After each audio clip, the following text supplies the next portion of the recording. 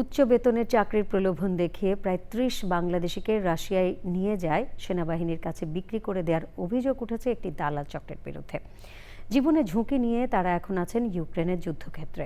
এর মধ্যে কয়েকজন মারা গেছেন বলেও জানা গেছে। রাশিয়া থেকে তাদের দেশে ফিরিয়ে আনতে সরকারের হস্তক্ষেপ চেয়েছে পরিবার।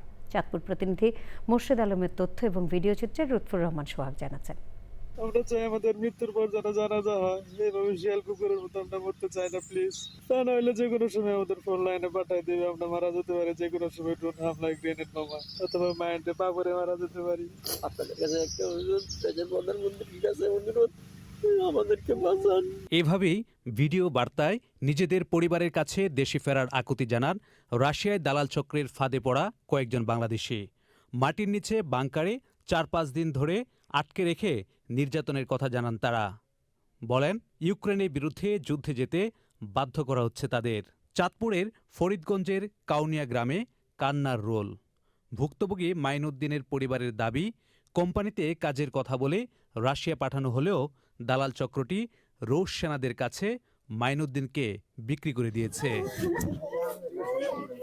ঘটনার প্রতিবাদে মানববন্ধন ও সরকারের কাছে স্মারকলিপি দিয়েছে পরিবার ও এলাকাবাসী।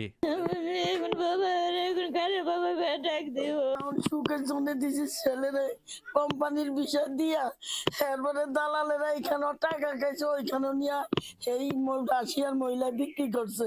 যুদ্ধের মধ্যে গেছি, যাওয়ার পরে 16 জনের ভিতরে 12 জন মারা গেছে, আর আমরা 4 জন আছি। 2 জনের হাত নাই, আর একজনের পাও নাই, হাতও নাই।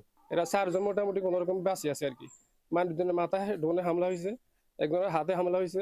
ওখান থেকে বলতেছে যে যেই কোনো ভাবে হোক আপনারা আমাদের পানে বাঁচান। পরিবারের আবেদন পেয়ে মাইনুদ্দিনকে দেশে ফেরাতে সহযোগিতার আশ্বাস দিয়েছে উপজেলা প্রশাসন। উনি আসলে আমাদের দালাল চক্রের খপ্পরে পড়ে বর্তমানে রাশিয়া ইউক্রেনের যুদ্ধক্ষেত্রে রয়েছে। তো এটা আমরা জানতে পেরেছি, পরিবারকে আমরা বলেছি এটা আবেদন করার জন্য।